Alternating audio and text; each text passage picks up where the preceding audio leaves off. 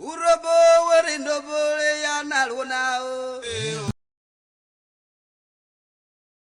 Edevo retubiove o yere o. Aimi reriekpe e. Efame reriekpe i. Eke vovo ainje nene e ve i ratutaroyin jorena. Olorogun ilorogun ovie ivie ororwe irirwe orawon irawon onano enano oho eho ibietari tubiove u yere i enyena berin warerie uhona pe i yere nyajowo ve ina igege unwemi inwemi uye iye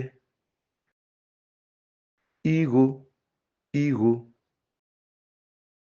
ibietari fenere ibietaevo nene urire e vi ina vie kirobori child ve children she urina ve English igege ame ame ede ede obo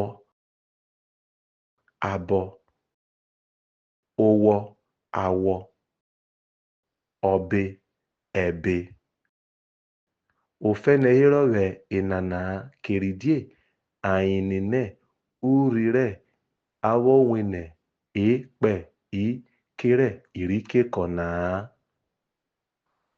onaye irumure ibwebure ibietare urobo wonriona na jowo gbane wogwe nyona vuamare wo siobi utove etine eyonokugbe